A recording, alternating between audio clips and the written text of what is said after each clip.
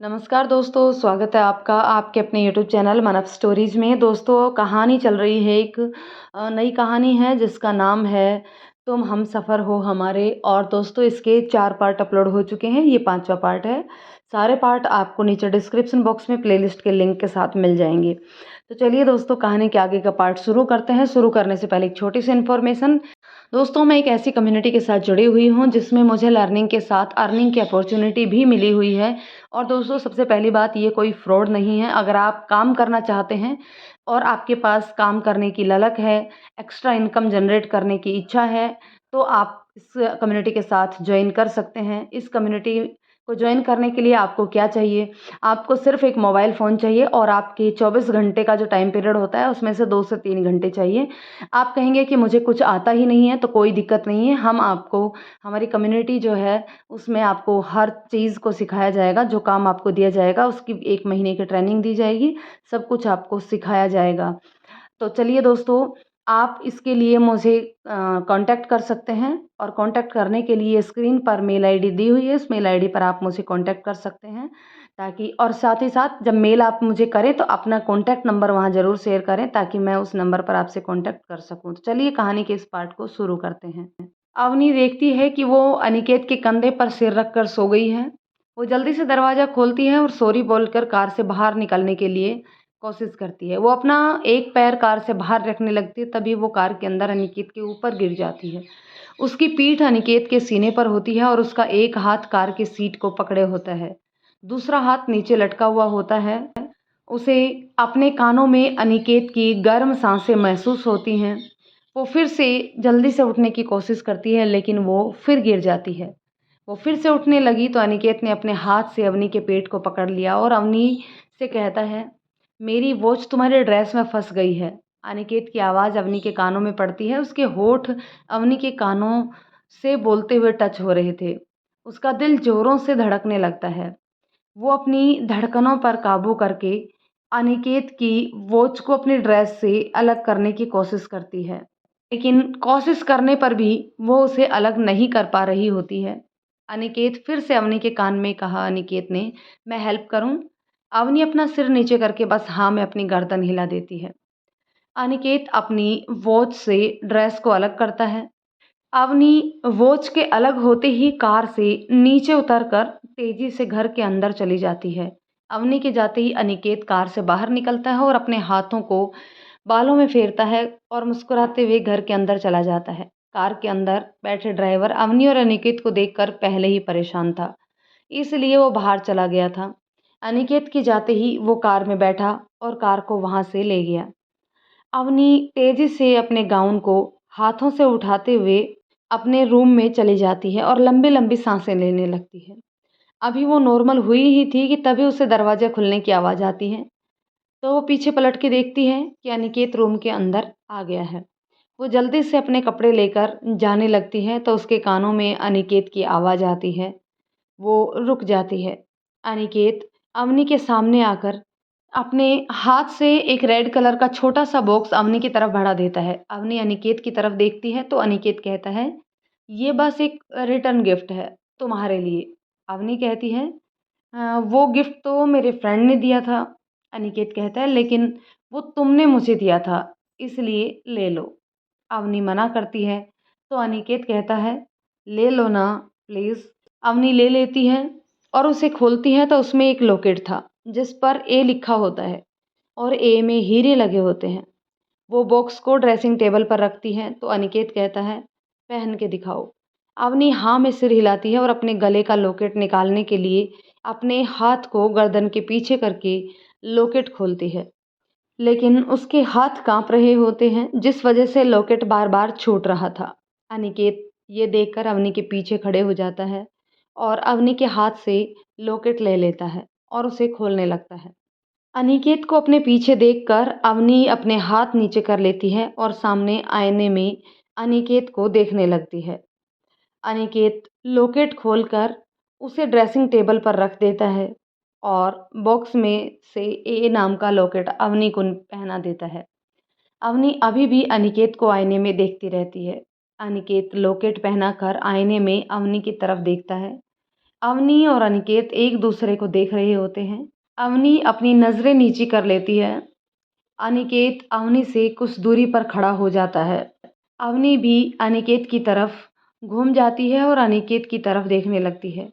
अनिकेत कहता है, तुम बहुत खूबसूरत लग रही हो। अवनी थैंक यू बोल देती है।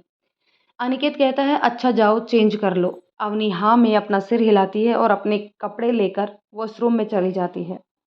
अनिकेत मुस्कुराने लगता है। अवनी वॉशरूम में जाकर अपने सीने पर हाथ रखकर लंबी लंबी सांसें लेती है और अपने दिल की धड़कनों को काबू में करने लगती है। कुछ देर बाद नॉर्मल होकर लॉकेट को हाथ में लेकर देखते हुए मुस्कुराने लगती है और कपड़े चेंज करने लगती है। वो वॉशरूम से बाहर निकल जाती है। अवनी के निकलने के बाद अनिकेत अपने कपड़े लेकर वॉशरूम में चला जाता है। अवनी लॉकेट को गले से निकालकर बॉक्स में रख देती है और बेड पर लेट जाती है। अनिकेत वॉशरूम से निकलकर अवनी के बगल में लेट जाता है। वो आज का दिन याद करके मुस्कुराते हुए अवनी के करीब लेट जाता है। अवनी और अनिकेत ऐसे ही रहने लगते हैं। वो दोनों ज़्यादा बातें नहीं करते, लेकिन एक दूसरे को देखने की उनकी आदत बन गई थी। एक रोज़ अवनी अपना काम ख़त्म करके ऑफिस से निकलकर कार में बैठ जाती है और उसके बगल में डीएम बैठ जाता है। अवनी आज खुद कार ड्राइव कर रही थी, तभी उसका फ़ोन बजने लगता है। अवनी फ़ोन की तरफ बिना देखे फ़ोन उठाकर स्पीकर पर कर देती है और कार ड्राइव करती रहती है। डीएम देखता है फ़ोन पर मिस्टर हबी नाम लिखा हुआ है, तो वो मुँह को खिड़की की तरफ करके मुस्कुराने लगता है। फ़ोन पर सामने से आवाज़ आती है, वाइफ़ी कैसी हो? मैंने तुम्हें बहुत मिस किया। अवनी फ़ोन की तरफ देखती है और डीएम अपने मुँह पर हाथ रख लेता है। अवनी कार ड्राइव करते हुए ही फ़ोन पर कहती है, मिस्टर आपके पास रॉन्ग फ़ोन आ गया है, चेक योर फ़ोन। इतना कहकर वो फ़ोन कट कर देती है। अवनी ने डीएम की तरफ देखा, जो मुँह पर हाथ रखकर मुस्कुरा रहा था। तो अवनी सामने देखकर पूछती है, क्या हुआ? डीएम ने कहा, तुम्हें कैसे पता ये आवाज़ भाई की नहीं है? अवनी कुछ नहीं बोलती। तो डीएम बोलता है, बताओ बताओ। अवनी डीएम की तरफ देखने लगती है। डीएम अवनी को अपनी तरफ देखते हुए पाता है तो अपनी नज़रें सामने कर लेता है। तभी वो जोर की आवाज़ में कहता है, अवनी सामने। अवनी सामने देखती है तो उसकी आंखें बड़ी हो जाती हैं। अनिकेत फ़ोन की तरफ देखते हुए कंपनी से बाहर निकलता है तो वो किसी से टकरा जाता है, जिस वजह से उसका और उससे टकराने वाले व्यक्ति का फ़ोन नीचे गिर जाता है। अनिकेत और वो व्यक्ति बिना एक दूसरे को देखे ही फ़ोन उठाकर सॉरी बोलकर आगे बढ़ जाते हैं। वो व्यक्ति कुछ दूर आगे जाकर फ़ोन के कॉन्टैक्ट पर जाकर वाईफ़ी सर्च करके वाईफ़ी को कॉल करता है। कॉल करके वो सामने वाले से बोलने से पहले बोलता है, वाईफ़ी कैसे हो? मैंने तुम्हें बहुत मिस किया। सामने से आवाज़ आती है, मिस्टर आपके पास रॉन्ग फ़ोन आ गया है, चेक योर फ़ोन। इतना कहकर वो फ़ोन कट कर देती है। वो व्यक्ति फ़ोन की तरफ देखता है, तभी उसे याद आता है कि ये शायद उसका फ़ोन है जिससे वो अभी टकराया था। तो वो पलटकर अनिकेत की तरफ भागता हुआ आता है और उसे अनिकेत की पीठ दिखाई दे रही होती है। वो आवाज़ देकर बोलता है, मिस्टर। अनिकेत नहीं पलटता, तो वो और तेज़ी से भागने लगता है। अनिकेत की तरफ किसी को आते हुए देखकर कंपनी के बाहर खड़े अनिकेत के बॉडीगार्ड उस व्यक्ति को रोकते हैं, लेकिन वो व्यक्ति चिल्लाता है। इतनी आवाज़ सुनकर अनिकेत पलटता है। सामने उस आदमी को देखकर उसके पास आ जाता है और अपने बॉडीगार्ड को हटने का इशारा करता है। वो आदमी अनिकेत के सामने आकर बिना अनिकेत की तरफ देखे बोलता है, मैं अभी आपसे गलती से टकरा गया, जिस वजह से हम दोनों का फ़ोन चेंज हो गया। और वो फ़ोन अनिकेत की तरफ आगे बढ़ाता है। अनिकेत उसे देखकर कहता है, समीर। समीर अनिकेत की तरफ देखता है और बोलता है, अनिकेत। ये कहकर वो अनिकेत के गले लग गया। अनिकेत ने समीर से अलग होते हुए कहा, समीर तुम मुंबई कब आए? समीर ने कहा, बस 1 वीक पहले। अनिकेत ने कहा, वैसे भाभी कैसी है? समीर कहता है, वो ठीक है। तभी उसे याद आता है कि उसका फ़ोन अनिकेत से एक्सचेंज हो गया है और उसने फ़ोन से किसी को कॉल किया है, लेकिन अगले ही पल उसे याद आता है कि अनिकेत तो अनमैरिड है। फिर वो नंबर वो अनिकेत से कहता है, तुमने शादी कब की? अनिकेत हैरान होकर समीर को देखता है, क्योंकि उसने शादी के बारे में किसी को नहीं बताया होता। फिर उसे कैसे पता चला? तो वो बोलता है, तुम्हें किसने बताया? समीर अपने हाथ का फ़ोन आगे करते हुए धीरे से कहता है, वो हम दोनों का फ़ोन अभी थोड़ी देर पहले एक्सचेंज हो गया। अनिकेत जल्दी से समीर के फ़ोन हाथ से फ़ोन लेता है और समीर को घूरते हुए कहता है, क्या किया है तूने? समीर कहता है, ज़्यादा कुछ नहीं, मैंने तेरे फ़ोन से एक कॉल किया, सामने वाले ने शायद मुझे पहचान लिया। अनिकेत आंखें छोटी करते हुए कहता है, किसे कॉल किया? समीर कुछ नहीं बोलता, तो अनिकेत जल्दी से रिसेंट कॉल चेक करता है। वहाँ वाईफाई लिखा देखकर अनिकेत समीर से कहता है, क्या बोला तूने? समीर कहता है, मुझे अब चलना चाहिए, हम यहाँ रोड पर खड़े हैं। वो जाने के लिए पलटता है, लेकिन अनिकेत उसे पकड़कर कार में डाल देता है। तो समीर ने कहा, वैसे मानना पड़ेगा, भाभी तेरी आवाज़ कैसे अच्छे से पहचानती है। एक बार में ही उसे पता चल गया कि फ़ोन के इस पार तुम नहीं हो। अनिकेत जो समीर को खा जाने वाली नज़रों से देख रहा था, समीर की यह बात सुनकर उसके चेहरे के एक्सप्रेशन नरम हो गए। समीर ने तो ये अनिकेत के गुस्से के देखने की वजह से फ़्लो में कह दिया था, लेकिन उसे क्या पता था कि ये आखिरी दाँव काम कर जाएगा। उसने अनिकेत के चेहरे के बदलते एक्सप्रेशन को देखकर राहत की सांस ली। अनिकेत और समीर अपने में ही थे, तभी अनिकेत के फ़ोन की रिंग बजने लगी। अनिकेत ने देखा फ़ोन पर वाईफाई नाम फ्लैश हो रहा है, तो वो सोचने लगा कि वो समीर की हरकत के लिए क्या कहेगा। अनिकेत को अपने ख्यालों में ही गुम देख समीर ने कहा, अनिकेत, फ़ोन बज रहा है। अनिकेत ने समीर को घूरा और फ़ोन उठा लिया। सामने वाले ने अनिकेत के कहने से पहले ही कहा, आपकी वाइफ हॉस्पिटल में है, उनका एक्सीडेंट हो गया है। अनिकेत सामने से आवाज़ सुनकर जम गया, फिर खुद को संभालते हुए ओके कहकर फ़ोन रख दिया। अनिकेत ने ड्राइवर से कहा, कार हॉस्पिटल की तरफ घुमा दो। ड्राइवर ने यस सर कहकर कार को घुमा लिया। समीर ने अनिकेत को देखा, उसका चेहरा पूरी तरह से डार्क हो गया था। उसने पूछा, अनिकेत क्या हुआ? हम हॉस्पिटल क्यों जा रहे हैं? समीर की बात को इग्नोर करके अनिकेत ने ड्राइवर से फिर कहा, जल्दी करो। समीर ने कुछ सोचा और चुपचाप बैठ गया। कुछ देर बाद कार हॉस्पिटल के बाहर आकर रुकी। कार के रुकते ही अनिकेत तेजी से कार से बाहर निकला और हॉस्पिटल के अंदर चला गया। समीर भी अनिकेत के पीछे चल दिया। उसकी स्पीड अनिकेत की स्पीड से कम थी, इसलिए वो कुछ दूर था। अनिकेत रिसेप्शन पर गया और बोला, अभी अभी जो एक्सीडेंट हुआ है वो कहाँ है? रिसेप्शनिस्ट अपने सामने इतने हैंडसम इंसान को देखकर उसी को ही देखती रह गई। अनिकेत ने अपनी आंखें छोटी करके कहा, अगर मेरा चेहरा निहारना बंद हो गया हो तो बताओ। रिसेप्शनिस्ट सकपका गई और बोली, पेशेंट रूम नंबर 5 में है। अनिकेत तेजी से वहां से निकल गया और रूम नंबर 5 के सामने जा पहुंचा। तभी उस रूम का दरवाजा खुला और डॉक्टर बाहर आया।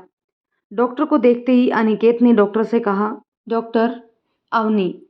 जब तक समीर भी अनिकेत के साथ आकर खड़ा हो गया। डॉक्टर ने कहा, वो ठीक है, कार को उन्होंने संभाल लिया, लेकिन उनके बाएं पैर और हाथ में चोट आई है। कुछ महीनों में चोट ठीक हो जाएगी, उन्हें रेस्ट करने देना। अनिकेत ने हाँ में सिर हिलाया। डॉक्टर वहां से चला गया। अनिकेत आगे बढ़कर रूम का दरवाजा खोलकर दरवाजे पर ही खड़ा हो गया। वो अवनी को देखने लगा। अवनी बेड पर आंखें बंद करके लेटे हुए थी। अवनी को देख अनिकेत के दिल में दर्द हुआ। समीर जो अनिकेत के पीछे खड़ा था, वो अंदर देखने की कोशिश कर रहा था, लेकिन अनिकेत के दरवाजे पर खड़े होने के कारण वो अंदर नहीं देख पा रहा था। समीर ने अनिकेत से कहा, अनिकेत अंदर तो चलो। अनिकेत ने पीछे मुड़कर समीर को देखा। वो कुछ बोलने वाला था, तभी अवनी आंखें बंद किए ही बोली, ए, तुम फोन लेने हॉस्पिटल तक आ गए? अनिकेत अवनी की आवाज़ सुनकर अवनी की तरफ पलटा। समीर को अंदर जाने का रास्ता मिल गया, तो वो तेजी से अंदर चला गया। उसने देखा अवनी बेड पर आंखें बंद करके लेटी हुई है।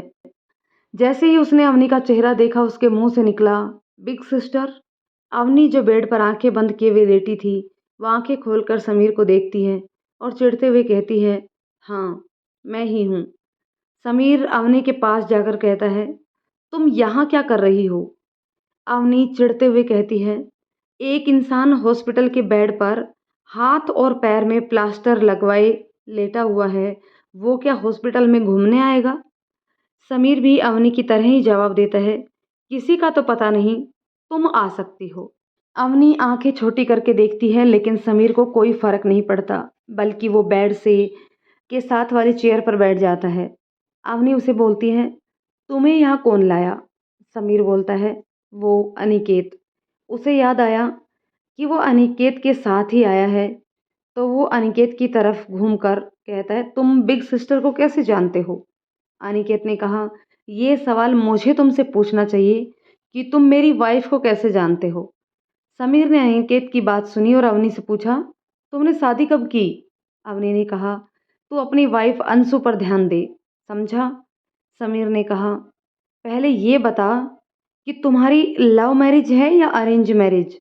अवनी ने चिढ़ते हुए कहा, तू चुप रहेगा? समीर ने कहा, अवनी। अवनी ने चिढ़ते हुए कहा, बिग सिस्टर। समीर ने कहा, हाँ, बिग सिस्टर। समीर आगे कुछ बोलता उससे पहले अनिकेत बोला, तू बाहर जा, अवनी को रेस्ट की ज़रूरत है। समीर ने कहा, चल, तू भी मेरे साथ चल, अवनी रेस्ट करेगी। अनिकेत कुछ देर अवनी के पास रुकना चाहता था, लेकिन समीर को अवनी के पास देखकर अनिकेत को गुस्सा आ रहा था। तभी समीर के फ़ोन की रिंग बजी। उसने फ़ोन की तरफ देखा तो उसकी आंखें चमक गई। वो जल्दी से बाहर चला गया। अनिकेत ने समीर को बाहर देख जाते देखा तो एक राहत की सांस ली और अवनी के पास जाकर खड़ा हो गया। अवनी और अनिकेत दोनों आमने सामने इस रूम में अकेले थे। दोनों एक दूसरे की तरफ देखने की हिम्मत नहीं कर पा रहे थे।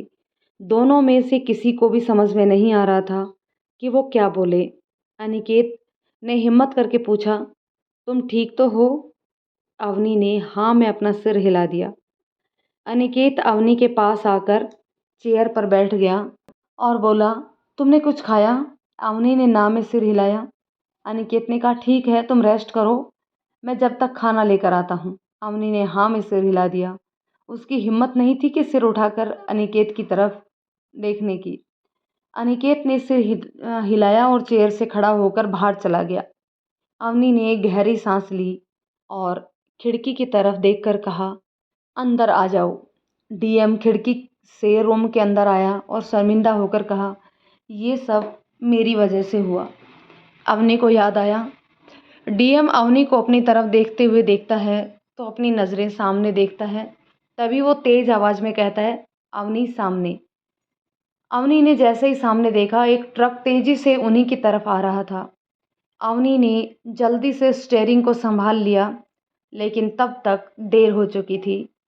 ट्रक कार की तरफ के काफ़ी नज़दीक था।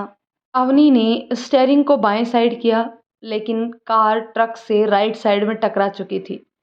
अवनी जितनी ताकत लगा सकती थी उतनी ताकत से कार को बाएं साइड घुमा दिया और आगे निकलकर कार में ब्रेक मारा। उसने खिड़की से देखा, ट्रक एक पेड़ से टकरा चुका था। अवनी ने जैसे ही ट्रक की नंबर प्लेट को देखा, उसकी आंखें बड़ी हो गई, लेकिन आंखें धीरे धीरे बंद होने लगी। अवनी की आंखें जब तक खुली रही, वो बस नंबर प्लेट को ही देखती रही। जब उसे होश आया तो उसने अपने आप को हॉस्पिटल में पाया। उसके सामने डॉक्टर उसके राइट हैंड पर पट्टी बांध रहे हैं। डॉक्टर ने अवनी को होश में आते देखा तो मुस्कुराते हुए कहा, आपने सही समय पर हिम्मत दिखाई। आपकी कार का ड्राइविंग सीट के दरवाजे का कचूमर बन गया है, लेकिन सौभाग्य से आपको ज़्यादा कुछ नहीं हुआ। बस कुछ चोट आई है, वो रेस्ट से ठीक हो जाएंगी। अवनी ने हाँ में सिर हिलाया और आंखें बंद करके लेट गई। उसने तो ध्यान ही नहीं दिया था कि उसके पैर और हाथ में चोट लग गई है। अवनी डीएम की आवाज़ से सोच से बाहर आई। डीएम ने कहा, आई एम सॉरी। अवनी ने कहा, इसमें तुम्हारी कोई गलती नहीं है, वो तो ट्रक ड्राइवर की गलती है, वो ही रॉन्ग साइड में चला रहा था। उसकी तो किसी न किसी से टक्कर होती ही, वो चाहे किसी और से हो या फिर मुझसे। डीएम ने कुछ नहीं कहा, बस मुस्कुरा दिया। अवनी ने पूछा, ट्रक ड्राइवर का क्या हुआ? डीएम ने कहा, वो तो तभी मर गया था।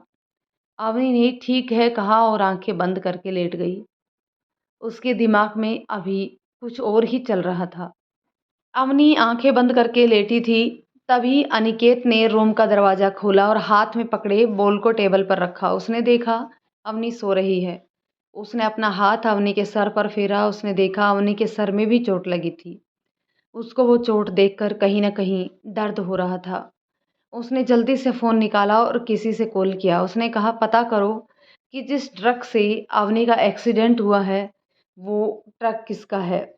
अवनी ने अपनी आँखें खोली और कहा, "उसकी कोई ज़रूरत नहीं है। उस ट्रक के ड्राइवर की भी मौत हो गई है।" अनिकेत ने अवनी की तरफ देखा। उसे तो लगा था कि वो सो रही है, लेकिन अवनी को याद आया कि वो तो आँखें बंद करके लेटी हुई थी। उसे अब अपनी बेवकूफ़ी पर गुस्सा आ रहा था, लेकिन उसने फिर से भी कहा, "वो एक महज़ एक्सीडेंट था। उसमें इतना कोई इन्वेस्टिगेशन करना।" अनिकेत ने फ़ोन पर कहा, "रहने दो, ज़रूरत नहीं है।" इतना कहकर उसने फ़ोन जेब में रख दिया। अवनी अब दुआ कर रही थी कि समीर जल्दी से रूम में आ जाए। इसके लिए वो बार-बार दरवाजे पर बाहर देख रही थी।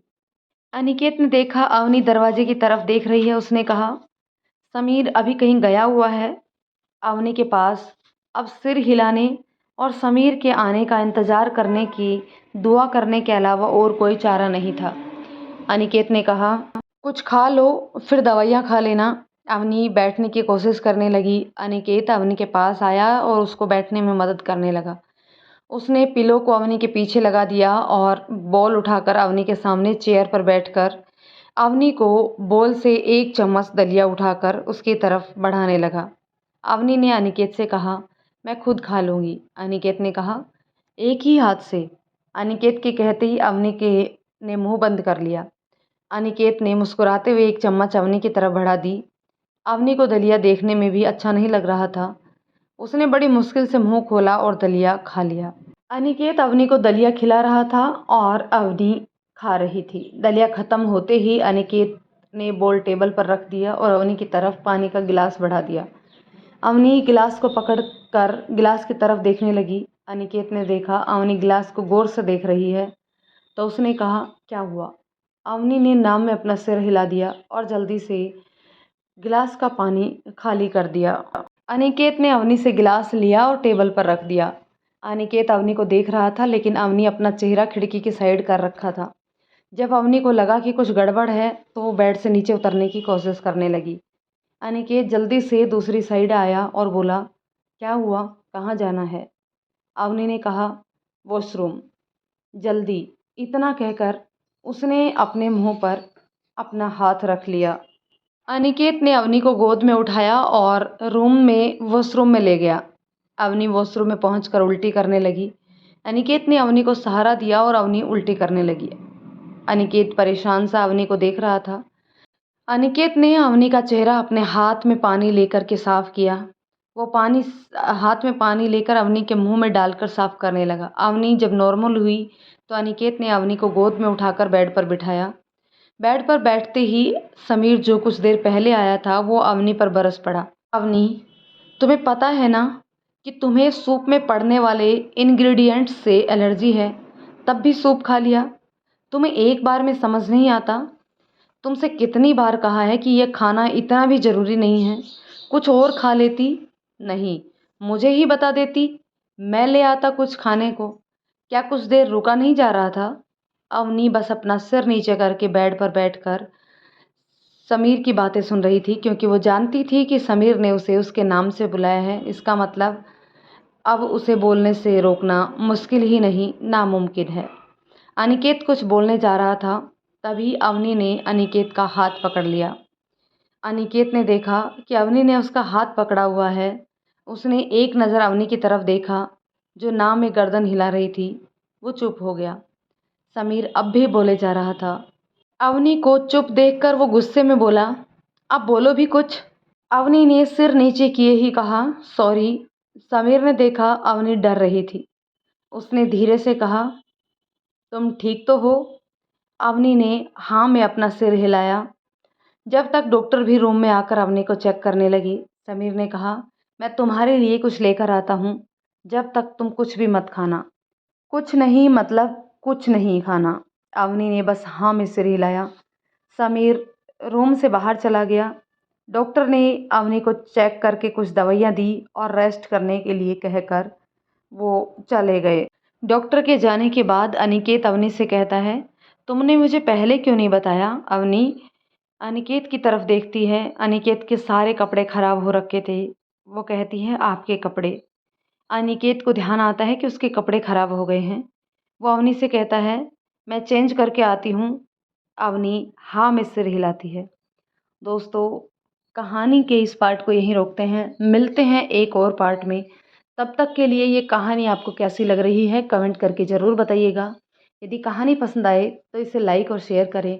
चैनल पर यदि नए हैं तो प्लीज़ चैनल को सब्सक्राइब ज़रूर कर लें। साथ ही साथ बेल आइकन को भी दबा लें ताकि आने वाले नए पार्ट का लिंक आप तक सबसे पहले पहुंच जाए। धन्यवाद दोस्तों।